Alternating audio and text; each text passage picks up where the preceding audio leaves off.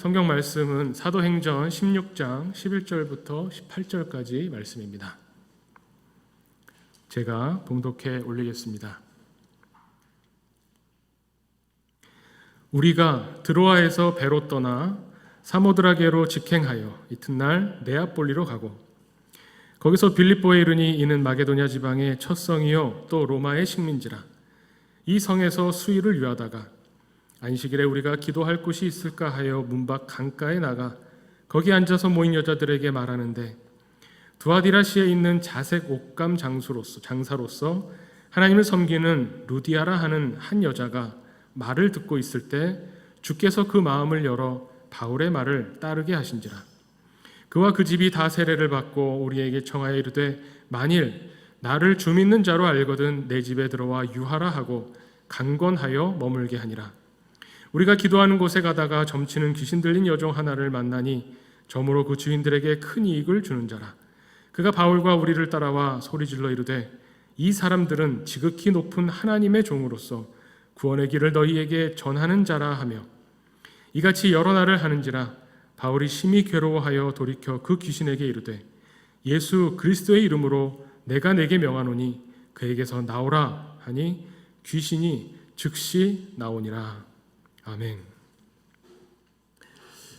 네, 오늘 말씀 사도행전 16장의 말씀입니다. 사도행전 16장은 본격적으로 이제 바울이 두 번째 전도 여행을 떠나는 이야기입니다. 오늘 이야기를 배경을 보면 두 번째 전도 여행을 떠나는데 이게 처음부터 계획대로 되어지지가 않죠. 지난주에 잠깐 말씀드렸지만 이 첫 번째 전도 여행 때 다녔던 도시를 다니면서 그때 세워졌던 교회, 그때 복음을 믿게 된 사람들과 다시 만나서 그 교회를 견고히 하겠다라는 계획을 세웠는데 출발부터 바울과 바나바가 의견 차이가 나고 결국 따로따로 출발하게 되면서 바울은 실라와 함께 거꾸로 되짚어가는 육로를 통해서 가게 됩니다. 이 시작부터 어떻게 보면 순조롭지가 않죠. 우리가 생각할 때 이거 계획대로 안 되고 뭔가 정말 바울이 하나님의 일을 하겠다고 하는 건데 이게 자기 유익을 위해서 하는 게 아니잖아요. 하나님의 일을 하겠다고 하는데 왜 이렇게 뭔가 처음부터 삐그덕거릴까? 그러면서 시작했는데 아니나 다를까 육로를 통해서 길리기아 지방에 자기 고향인 이제 다소를 들렸다가 거꾸로 가는 거죠. 더베에 들렸다가 루스드라로 갑니다. 거기에서 좋은 일 하나는 뭐냐면 루스드라에 누가 있었냐면 디모데가 있죠. 그래서 디모데가 이 전도 여행에 합류하게 됩니다. 바울과 실라와 디모데 셋이서 또 여행을 가는데 이번에 아마 바울의 계획은 첫 번째 갔던 도시를 다 다니는 것도 있지만 조금 더 확장하고 싶었겠죠. 근데 그 확장하는 범위가 어디까지 생각했냐면 당시의 아시아 지역이었습니다. 그때 아시아와 지금 아시아가 사실 다르기 때문에 우리가 보통 신학자들이 성경 이야기를 할 때 이 지역을 소아시아라고 이야기를 하죠. 이 소아시아 지역에서 더 확장하고 싶어서 북서쪽으로 올라갑니다. 그런데 성경의 표현에 보면 뭐라고 이야기하냐면 성령이 아시아에서 말씀을 전하지 못하게 했다. 16장 6절에 나오고요. 또 7절에 보면 예수의 영이 그리로 가는 것을 허락하지 않으셨다. 이렇게 이야기합니다. 그러니까 뭔가 해보려고 하는데 자꾸 안 되는 겁니다. 가려고 했던 지역으로 못 가게 되고 뭔가 선교 전도를 펼쳐보려고 하는데 안 되고 계속 그러면서 그래도 밀려 가다가 드로아까지 갔습니다. 그 드로아에서 환상을 보게 됩니다. 어떤 환상이냐면 마게도니아 사람이 우리에게로 와서 우리를 좀 도와달라라고 이야기하는 환상을 보는 거죠. 이 마게도니아는 어떻게 보면은 이 소아시아 지역하고는 좀 다른 더 멀리 나가야 되죠. 바울은 생각해 본 적이 없는데 그 환상을 보고 결국 배를 타고 건너가서 마게도니아 지역에 어떻게 보면 첫 번째 그리고 가장 어떻게 보면은 유명한 알려진 성 빌립보로 가게 됩니다. 이거를 보면 어떤 생각이 드시는지 모르겠습니다. 생각지도 않았는데 환상 중에 마게도니아로 오라고 해서 그리로 갔다. 마치 우리 앞에 사도행전에서 살펴본 것처럼 베드로가 요빠에서 유대인들에게 복음을 전하고 있었는데 갑자기 가이사랴에서 사람이 오잖아요. 이방인 고넬료라고 하는 이 로마인 백부장의 집에 가서 복음을 전하게 되는 이야기에도 이와 비슷합니다. 제가 지난번에 말씀드린 것처럼 사도행전은 어떻게 보면 유대인들 안에서 복음이 전파되는 이야기, 근데 비슷한 반복되는 이야기가 확장되면서 당시에 헬라인들에게, 이방인들에게 그 복음이 전파되는 이야기. 계속적으로 복음이 우리에게 들어와서 우리가 어떻게 복음을 전하고 복음에 의해서 움직여지는가를 계속 반복적으로 보여주는데 그것이 점점점 확장됩니다. 그래서 그 사도행전의 이야기는 지금 우리에게도 어떻게 보면 확장되어서 반복되는 이야기로 우리가 볼 수 있는 거죠.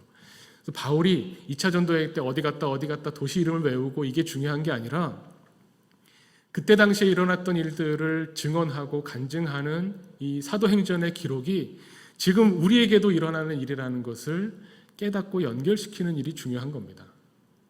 이 바울이 생각지도 않았던 계획과 다른 일들을 펼쳐나가면서 처음에 얼마나 계획이 이루어지지 않았을 때 좌절하고 낙담했겠습니까?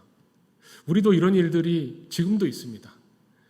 우리가 정말 내 욕심을 따라서가 아니라 내가 뭔가 하고 싶어서라기보다는 교회의 일, 복음을 위해서 교회가 계획을 세우고 뭔가 내가 더 헌신하고 열심을 내겠다고 하면서 계획하고 추진하는데 잘 안 되는 일들이 있습니다. 근데 그 잘 안 되는 일들 때문에 낙담하고 실망하고 거기서 그냥 접을 것이 아니라 거기서 하나님의 뜻이 무엇인가를 찾고 구하면서 인도하심을 따라가겠다고 하는 마음으로 계속 기도할 때에 길이 열리게 되는 경험들을 하게 되죠. 아마 오늘 그 이야기에 나오는, 오늘 읽은 말씀 바로 앞부분에 나오는 성령이 그렇게 못하게 하셨고 예수의 영이 허락하지 않으셨다고 하는 이 말은 2차 전도여행을 다 마치고 나서 우리가 지나왔던 길을 되돌아볼 때 바울과 누가가 고백하는 고백이었을 겁니다. 그때 우리가 소아시아 지역에서 더 나가지 못했던 것, 그때 거기서 갑자기 마게도냐로 가는 길이 열려서 마게도냐, 지금으로 말하는 유럽에 교회가 세워지는 일들이 있었던 이것이 하나님의 인도하심이었구나. 만약에 이것이 이렇게 인정되지 않는다면 사탄의 방해, 귀신이 우리를 못 가게 하고 몸이 아파서 이런 식으로 일이 벌어지는구나, 이렇게 생각하는 것이 아니라 하나님의 인도하심이 여기 있었구나라는 것을 고백하게 하는 일들, 그것이 우리에게도 있다는 겁니다. 당장의 눈앞에 이 뜻대로 안 되는 것, 계획과 달라지는 것에 낙담할 필요가 없습니다. 끝까지 하나님을 붙잡고 하나님의 뜻을 찾고 구하면 하나님께서 우리에게 다른 길을 열어주시죠. 그리고 오히려 그 길이 하나님의, 선하신 하나님의 일들을 이루어가는데 우리의 생각보다 크고 우리의 계획보다 크신 하나님의 뜻을 이루어가는 일이라는 것을 우리가 나중에는 고백하게 되는 거죠. 그런 역사를 통해서 이제 빌립보에 가는 겁니다. 빌립보에 가서 보니까 전도하는 사정이 다른 지역, 이 소아시아 지역하고 너무나 다른 환경에 처하게 됩니다. 보통 바울이 가면 그 지역에 있는 유대 회당에 가서 이 안식일에 유대인들이 모였을 때에 이 하나님을 알고 하나님의 선지자들의 말씀을 아는 유대인들에게 그 메시아가, 성경이 말하는 메시아가 바로 예수다라는 것을 전했죠. 근데 이 빌립보라고 하는 도시는 그 전에도 아마 로마에서 유대인들을 많이 추방하는 그런 일들이 있었는데 여기에는 회당이 없는 겁니다.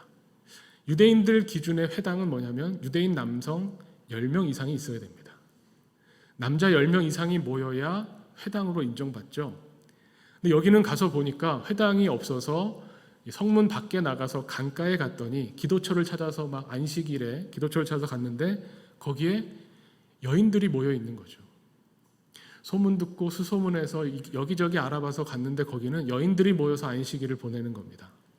우리가 성 밖에 강가라고 해서 여기를 빨래터다라고 생각하기도 하는데 뭐 그럴 수도 있고, 어쨌든 안식일에 물어물어 찾아 기도처를 찾아갔더니 여인들이 모여 있었다는 걸 보면 남자들이 없기 때문에 회당이라고 말할 수는 없지만 여인들이 모여서 안식일을 보내는 하나님을 아는 사람들에게 가서 복음을 전했습니다.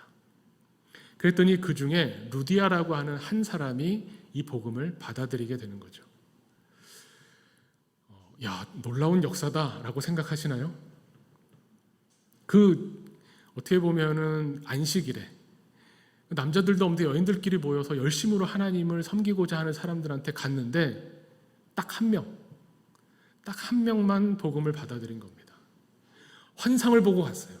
야, 여기도 안 되고 저기도 안 되고 이제 하나님이 새롭게 길을 열어주시나 보다 해서 환상을 보고 마게도냐로 갔는데 가서 전도했더니 첫 번째 열매가 딱 한 명입니다. 우리 생각하고는 너무 다르죠. 뭔가 하나님이 이렇게 길을 열어주셨으면 더 좋은 일들이 생겨야 되는데 그렇지 않았습니다. 그리고 나서 이야기가 이제 그 지역의 유명한 점치는 귀신 들린 여종 이야기가 나오죠. 우리 이 이야기 혹시 생각나시는지 모르겠습니다. 얼마 전에 우리 전교인 수련회 할 때 강사 목사님이 이 부분을 짚어주셨는데요. 그때도 아주 참 좋은 해석이었습니다. 귀신 들린 이 여종이 점을 잘 치고 그 지역에 소문난 점쟁인데 와서 오늘 17절 말씀 이렇게 말하죠. 이 사람들은 지극히 높은 하나님의 종으로서 구원의 길을 너희에게 전하는 자라 이렇게 외치면서 같이 따라다니면 어땠을까요? 우리가 읽는 이 말씀 보면 이거 맞는 말이네. 지극히 높은 하나님의 종으로서 구원의 길을 너희에게 전하는 자다. 틀린 말이 하나도 없죠. 그리고 그 지역에서 유명한 점쟁이가 이렇게 말하고 다니면 야, 이거 복음 전도에 도움이 되겠다. 사람들이 와서 바울의 말을 듣겠다. 그런데 지난번에 강사 목사님의 해석을 짚어주신 걸 보면 그런데도 이 귀신을 왜 쫓아냈는가? 이 여종 한 사람의 생명과 영혼을 귀히 여기시는 하나님의 마음이 드러나는 거죠. 그것도 맞습니다. 좋은 해석입니다. 오늘은 조금 다른 관점에서 보려고 합니다.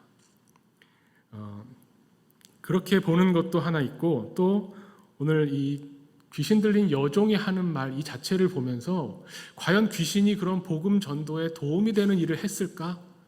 이렇게 생각해 보는 거죠. 분명히 복음 전도에 방해하는 자가 귀신이고 사탄인데 그 사탄의 부림을 받는 게 귀신이죠. 복음 전도에 도움이 될 리가 없잖아요. 왜 이걸 우리는 도움이 된다고 생각할까요? 맞는 말이어서 도움이 된다 이렇게 생각하는 건가요? 우리 교회에 어떤 우리 한국 교회도 역사가 있으니까요. 교회 안에 많이 돌아다니는 이야기 중에 이런 게 있습니다. 어떤 분이 이제 사업을 해도 안 되고 손대고 하는 일마다 계속 안 되고 실패하고 이러는 거예요. 너무 답답해서 어떻게 하냐면 점쟁이를 찾아갑니다. 한국 사람들 잘 그러잖아요. 점쟁이를 찾아갔더니 점쟁이가 뭐라고 하냐면 지금 당신이 애군이 있고 꼬여 있는데 이제 이걸 풀려면 하는 일마다 잘 되려면 교회 가서 예수 믿으시오. 그래서 교회로 왔다는 거예요. 그래서 교회 생활 열심히 하는 분 이야기 혹시 못 들어보셨어요? 그런 이야기 있죠. 그걸 들으면서 어떤 생각이 드세요? 야, 그 점쟁이 참 대단하다. 예수님 믿게 만드네. 그 점쟁이 말 듣고 교회 와서 열심히 예수님 믿는구나. 좋은 일인가요? 이게 뭐라고 말하기 어렵죠. 네. 저는 그거 분명합니다. 하나님이 각 사람을 부르시는 정말 다양한 방법이 있습니다. 그분에게는 점쟁이를 통해서 부르신 것 같긴 한데 문제는 자랑할 일은 아니죠. 이걸 막 자랑하고 간증하고 그 점쟁이 찾아가라고 할 일은 아니잖아요. 그런 건 아닙니다. 또 어떤 이야기가 있냐면 여러 가지인데 교회 안에 이제 직분을 맡은 분이 교회 열심히 다니는 장로님이라고 하죠. 장로님이 교회 열심히 다니는데 뭐가 잘 안 되고 답답해요. 교회 일이 잘 안 되고 너무 답답해서 습관대로 점쟁이를 찾아갔습니다. 교회 일이 이렇게 안 되는데 이거 어떻게 해야 되겠냐고. 그때 점쟁이가 뭐라고 했을까요? 아니, 예수 믿는 사람이 여기로 오면 어떡하냐고. 내가 섬기는 귀신보다 더 센 예수님을 믿으면서 당신은 점을 봐줄 수가 없다 하면서 돌려보냈다는 거죠. 역시 예수님이 세구나. 그래서 열심히 신앙생활 했다는 이야기 들어보셨는지 모르겠습니다. 이것도요, 좋은 일인가 생각해 보면 그럴 수는 있어도 혼자만 간직하셔야죠. 그걸 자랑할 일은 전혀 아니죠. 이런 겁니다. 이 점쟁이, 오늘 이 본문에 나오는 이야기를 보면 이 사람들은 지극히 높은 하나님의 종으로서 구원의 길을 너희에게 전하는 자다 라고 하는 이 말이 우리는 맞는 말이고, 이 말을 통해서 이 점쟁이의 영향력을 통해서 복음이 더 많이 전파돼서 더 많은 사람이 믿으면 좋은 일 아닌가 라고 생각한다면 그러면 복음의 정수를 놓치는 겁니다. 복음은 그런 게 아니죠. 일단 이 말 자체가 우리가 읽을 때는 맞는 말처럼 보이지만 당시 상황을 한번 상상해 보는 겁니다. 이 말을 누가 들었을까요? 누구한테 이 말을 외쳤습니까? 유대인들이 아닙니다. 빌립보에 있는 유대인 남자 10명도 모일 수 없는 그 환경에서 헬라인들이 모여서 이 말을 들으면 지극히 높으신 하나님은 누굽니까? 제우스죠. 이 말을 딱 들으면 당시 사람들은 지극히 높은 가장 위대한 신 하면 제우스를 떠올리죠. 그 제우스가 보낸 사자들이 너희에게 구원의 길을 전할 거다. 그럼 그 구원의 길은 뭘까요? 하나님 믿고 천국 가는 게 아니죠. 제우스를 왜 신전을 세워놓고 제우스를 섬기고 제우스에게 제사 지냅니까? 왜 제우스 신전에 가서 제물을 바칠까요? 성공하고 싶어서, 남들보다 뛰어나고 싶어서. 그 구원의 길을 제시하는 제우스의 사자들이다라고 하는 말로 들릴 수밖에 없죠. 이거는 전혀 예수님의 복음을 전하는 일에 도움되는 게 아닙니다. 이 말을 듣는 사람들이 어떻게 보면 바울에게 찾아와서 성공하는 법, 제우스에게 직접 나를 연결시켜 줄 수 없냐? 내가 지금 제우스의 신전에 가서 소원하는 기도하는 게 있는데 좀 물어봐 줄 수 없냐? 이런 태도를 가지고 바울의 이야기를 들었겠죠. 그리고 또 하나가 있습니다. 만약에 그걸 듣는 사람 중에 그럼 이방인 말고 헬라인 말고 유대인도 있었을 수 있지 않습니까? 유대인이 들었을 때는 어떨까요? 이 하나님이 하나님인 건 맞는데 이 여종의 말을 가만히 살펴보면 하나님을 높이는 게 아닙니다. 이 말을 구원의 길을 제시하는 이 사람들이 대단한 사람들이라고 사람을 높이는 말입니다. 이 사람들이 얼마나 대단한 사람들인 줄 아느냐? 지극히 높은 하나님이 이 사람들을 보내서 너희에게 구원의 길을 가르칠 사람들이다. 이 마지막 문장에 보면 너희에게 전하는 자다. 이 사람들이 전하는 자다. 핵심적인 메시지는 이 사람들이 대단한 사람들이라는 겁니다. 이걸 들었기 때문에 바울이 괴로워하는 거죠. 바울이 도대체 왜 괴로워할까? 게다가 만나자마자 귀신을 쫓아준 게 아닙니다. 처음에는 이게 무슨 말인가? 또 혹시 복음 전도에 도움이 되나? 그냥 뒀는데 몇 날 며칠 가만히 들어보니 이거는 하나님을 높이는 게 아니라 복음을 전하는 사람들, 특히 바울을 높이는 말이죠. 바울이 어떤 사람입니까? 그 첫 번째 전도 여행 때 루스드라에서 사람들이 바울과 바나바를 제우스와 헤르메스라고 추앙했습니다. 그 꼴을 보고 어떻게 했냐면 자기 옷을 찢으면서 아니다라고 소리쳤던 사람입니다. 왜냐하면 바울은 어떤 사람이냐? 부활하신 주님을 만나고 나서 주님께 사로잡혀서 오직 세상에 주님을 알리기 위해서 존재하는 사람입니다. 자기 자신이 드러나는 것이 아니라 예수 그리스도가 드러나기를 원하는 사람이에요. 예수님이 아니라 내가 높아진다는 것을 못 견디는 사람이 바울이었다는 겁니다. 참 놀라운 기록입니다. 이것을 지금 우리에게 대입해 본다면 우리는 이런 걸로 괴로워하나요? 우리의 이름이 높아지고 내 이름이 높아지고 우리 교회 이름이 높아지는 것을 보면서 괴로워하나요? 말씀을 전할 때 특히 복음을 전하고 교회 활동을 하고 교회 일을 하는데 세상으로부터 자꾸 칭찬받고 높아지고 교회의 이름이 혹은 나의 이름이 거기에 괴로워하는 조금이라도 찔리는 마음이 있었는가 하는 겁니다. 솔직히 말씀드리면 저는 반대죠. 나 왜 이렇게 인정을 못 받나에 괴로워합니다. 내가 훨씬 더 많은 어떤 일들을 할 수 있고 하고 있는데 인정받지 못하는 거에 괴로워하지 내가 드러나는 거에 괴로워하기가 어렵다는 겁니다. 오직 예수님이 드러나기를 원하는 사람. 그 모습이 바울에게서 보입니다. 근데 또 놀라운 건 결과가 그래서 많은 사람들이 바울을 보고 대단한 자세구나 하면서 복음을 받아들인 게 아닙니다. 이 여종의 귀신을 쫓은 일로 인해서 매맞고 감옥에 갇힙니다. 이후의 일들은 성경 본문에 나오는데요. 중요한 것은 세상에서 인정받고 세상에서 영향력 있는 점쟁이나 이런 사람들의 인정받음으로 복음이 더 많은 사람들에게 들려지느냐 이게 중요한 게 아니라 정말 이 복음이 필요한 사람, 반드시 복음을 들어야 되는 사람에게 복음이 전해질 때 그 복음의 능력으로 살아가는 사람이 한 사람이라도 생기느냐 이것이 중요하다는 것을 오늘 본문이 우리에게 들려줍니다. 다시 거꾸로 거슬러 올라가면 이 루디아라는 사람, 바울과 그 어떻게 보면 이 빌립보부터 우리라는 말이 나와서, 우리가 오늘 본문 읽은 말씀에 우리라는 말이 나와서 누가도 여기 합류했습니다. 누가도 마게도니아 지방에 있던 사람이라 누가도 합류해서 바울과 실라와 디모데와 누가가 이 여인들이 모여서 안식일을 보내는 곳에 가서 복음을 전할 때에 루디아의 마음을 주께서 열어주셨다고 합니다. 이게 무슨 의미일까? 복음을 듣는데 어떤 사람은 마음이 열려서 복음을 받아들이고 어떤 사람은 마음이 안 열려서 듣고 그냥 지나가고, 이 루디아라는 사람을 보면요, 이 루디아는 어떤 사람이냐면 여기 나오는 것처럼 자주 옷감 장사하는 사람입니다.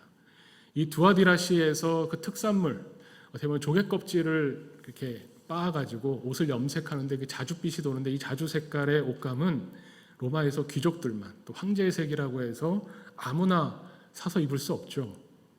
빌립보에 귀족들이 많고 퇴역한 군인들, 여유롭고 부유한 사람들이 많아서 그 사람들을 상대하며 장사했던 이 루디아라는 인물입니다. 그래서 우리가 흔히 어떻게 생각하냐면, 이 여인은 귀부인이고 부유하고 경제적으로 여유가 있고, 그래서 오늘 말씀에도 보면 바울과 그 일행을 자기 집에 초대해서 머물게 하고, 나중에 보면 빌립보 교회가 이 바울의 선교 사역, 전도 사역을 많이 후원하고 돕습니다.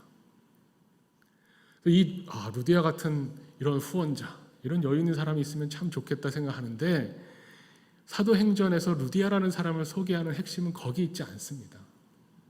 그리고 이 여인이 그렇게 부유하다는 사실은 근거도 명확히 나오지 않아요. 이런 거죠. 우리 지금도 보면 사치품을, 굉장히 비싼 물건, 고가의 물건, 명품, 사치품 이런 거를 파는 사람이 부자인가요? 사는 사람이 부자죠. 우리가 이 사도행전 읽으면서 생각해야 될 게 뭐냐면, 자주 옷감 장수입니다. 자주 옷감을 사는 사람이 부유한 사람이지, 파는 사람은 모르겠어요.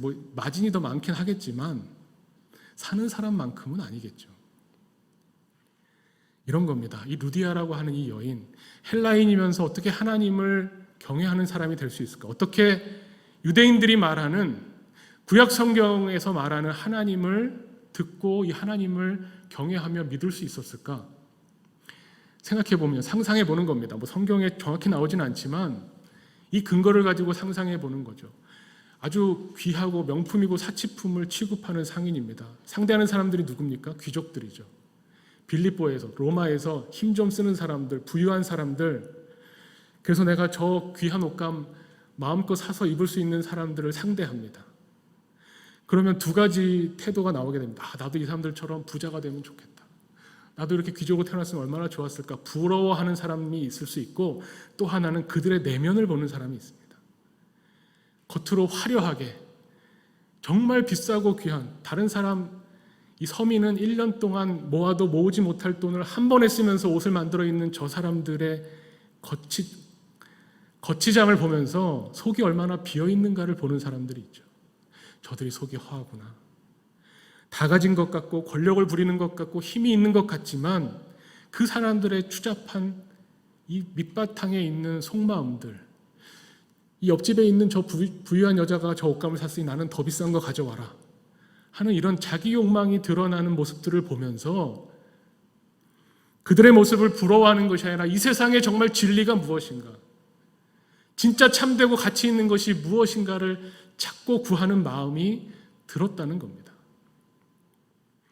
로마에서 이야기하는 신들, 제우스 신, 헤르메스 신, 무슨 아테네 여신, 이런 신들을 섬기는 사람들은 잘 먹고 잘 살고 성공하기 위해서 이 신들을 섬기는데, 그래 봐야 저 꼴이라면 나는 정말 이 세상에 참된 진리가 무엇인지를 찾겠다. 그런데 유대인들이 말하는 하나님은 좀 달라요. 유대인들이 말하는 하나님 뭐라고 말씀하십니까? 하나님을 사랑해라. 내 이웃을 내 몸처럼 사랑해라. 하나님이 너희를 사랑하신다는 것을 인정하고 내 백성이 되어서 나와 함께 하자고 말씀하시는 그 하나님.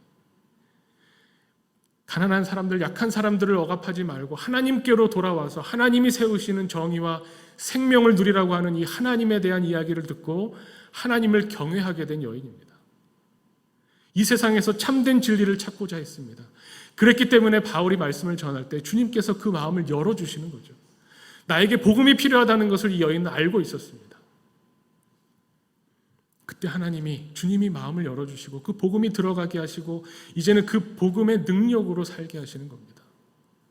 이 여인이 이 부유한 사람들, 힘 있는 사람들, 이 엘리트층들을 너무나 잘 알고 있는 이 여인이 바울이 이 빌립보에서 전도하는데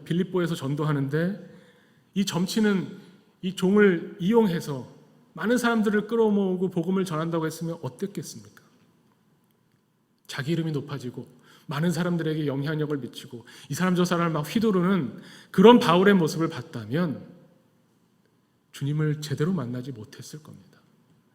바울의 이 태도, 내가 높아지는 것에 괴로워하며 주님의 이름을 전하기 위해 애쓰는 이 바울을 보면서 루디아는 복음이 무엇인가를 제대로 알게 되는 거죠.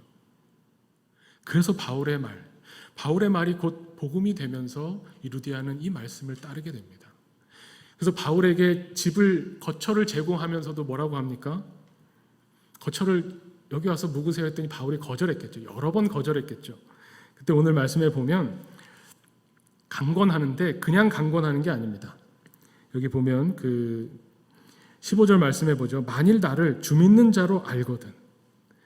바울이 대단해서 뭔가 내가 여기에서 공로를 세우고 싶어서 하는 게 아니라 내가 주를 믿게 됐기 때문에 주님을 보고 당신들에게 거처를 제공하는 겁니다.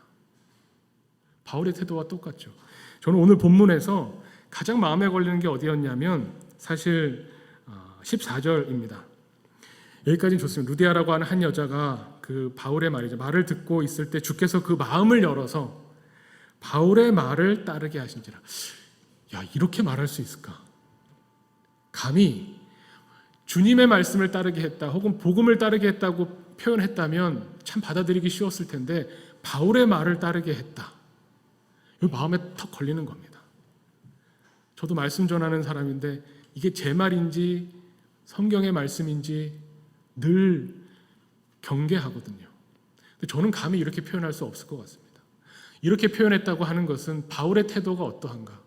바울이 복음을 전하면서 갖게 되는 태도, 내가 높아지는 것을 못 견디하고 괴로워하는 바울의 태도 때문에 이 말을 쓸 수 있는 겁니다.